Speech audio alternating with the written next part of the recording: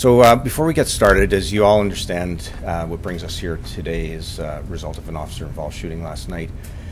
I will not be releasing any of the names of the victims because they're family members related to the, at this time, a suspect, and I won't be talking about the suspect's names as well because no charges have been laid. And then clearly when it comes to the parameters of the ASIRT investigation, if we start going there, I'm just going to respectfully ask you to direct that question to ASIRT. So with that, Acting Chief Ray Robitaille, last name spelled R-O-B-I-T-A-I-L-L-E. I have a prepared statement here that I'll read, and then after that I'll take some questions, understanding that I'll be limited in the scope of what I can answer. So I want to begin by sharing with you that every single day our officers are faced with dynamic situations in which the preservation of life is always paramount. This year we have attended nearly 220,000 calls for service, and of those, 15 have resulted in service firearms being pointed at a citizen, which amounts to a fraction of 1% of all calls for service CPS members attend.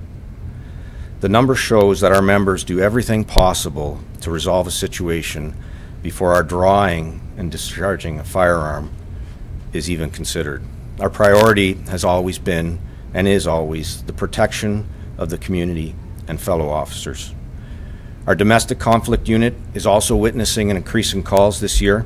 Last month alone, we recorded 1,500 domestic incidents, and of those, 340 involved violence.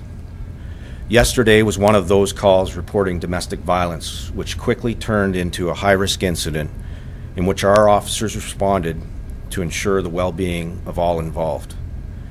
Earlier in the day, at approximately 4:15 p.m., officers were called into a home in the 900 block of 17th A Street Northeast, where a man allegedly had assaulted several people prior to leaving the scene. A short while later, the man was located in a detached garage behind a residence in the 500 block of Markerville Road Northeast. Text messages had been received and conversations were being had with friends and family of the person, and there was indications that they were in distress.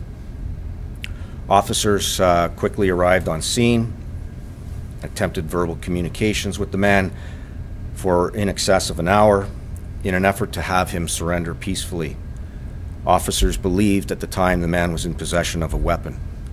At approximately 8 p.m., the man exited the garage quickly, carrying weapons and confronting our officers. The situation escalated quickly, and during that confrontation, a taser as well as service firearms were deployed.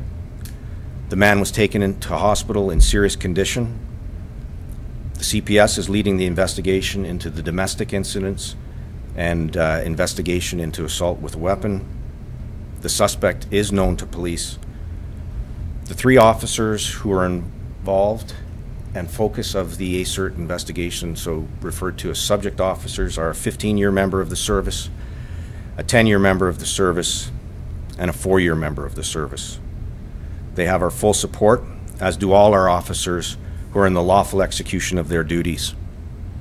They, along with other CPS officers, responded to this call in a timely manner, taking all necessary steps to ensure the public were safe and the safety of our officers was not compromised. Their patience and due diligence was exceptional.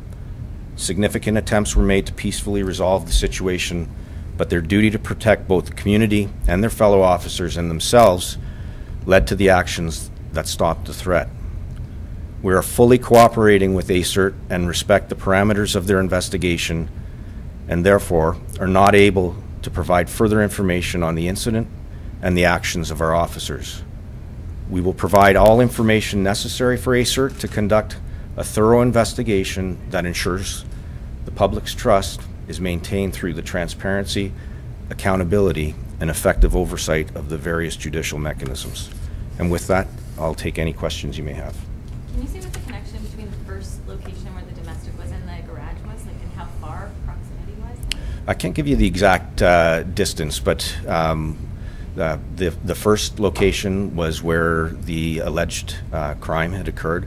and the second location is where the offender was located by police. But how did you get from there to there? Can you say that? There's investigative techniques that we use to try and locate offenders, and in this case, we were able to use a number of them to locate them. And I know you said you don't want to give names, but can you say, would this person face some charges related to this incident then? This person will be facing charges in relation to assault, in relation to a number of domestic violence situations that occurred. So that one single event had a couple of assault charges that will be laid. And then there's ongoing investigation with the assault with a weapon charge. And have police had dealings with this individual previously? Yes, we have. Like a lot, domestic, can you just kind of... They were domestic related, and the frequency of those were over a time period of about 9 years. So the last time would have been 9 years ago? Or? No, last time was over a year ago. Was there any indication that this person may have had weapons? Were you prepared for that situation, given the time between the first incident and finding them? Well, so anytime officers are responding to a situation, the reason why we go through a containment process is to do a thorough assessment of what we're dealing with. In this case here, there was indicators that the person had something that they had armed themselves with inside of the garage. Was that based on previous experience or something you looked No, at? it was on the scene assessment.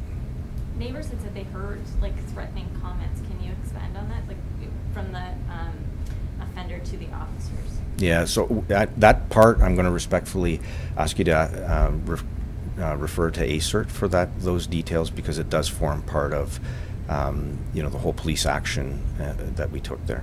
And so you said 3 officers were involved. So did 2 fire their service weapon and 1 a taser? At this point, it's in the early start of the investigation. As I've described it, it was a very, very dynamic situation that involved many officers. There's 3 subject officers. There was in excess of 10 officers at the containment scene, and we had many other officers, including our tactical unit, en route to the scene to look at stabilizing that situation.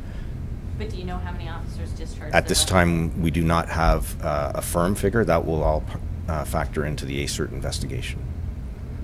What was the risk to the public in this situation? So there were a lot of officers around. Can you sort of describe the scene as it sort of unfolded in terms of where the public was in relation to the officers and the suspect? Again, I'm going to go and look at the specifics of that for the ASIRT investigation, but I can tell you from a training perspective what police look to do to peacefully resolve a high-risk situation and at the same time safeguard the public is the principle of containment. And so we look at containing an individual to a specific location, isolate them from the public, and so you would have to break that containment in order to put the public at risk. And that's usually where the tension arises. Any other questions? I guess really quick, just 2-part. Sure. One, just how the officers are doing, and 2, in a situation like this, what is the next step for these officers? Are they kind of put off duty until the investigation is done? Just how that process is done. Sure. So our officers are highly trained and they prepare for worst case scenario. Very rarely is anyone in their career going to come upon worst case scenario. Yesterday was worst case scenario for 3 officers. And that is, no matter how much you prepare, stressful. Under those circumstances, they are doing, I would call, the best possible, very well. They're professional, positive attitude, and understand that they were carrying out their duty to the best of their ability. With that, we have a practice of putting members on 30 days of administrative leave because, as you can well imagine, after you go through a situation like this, there are going to be significant time where you're going to reflect back on the stressors, and we want them to make sure that those are processed in a healthy fashion before we return them to work. Thank you. Okay. Thank you very much for your time.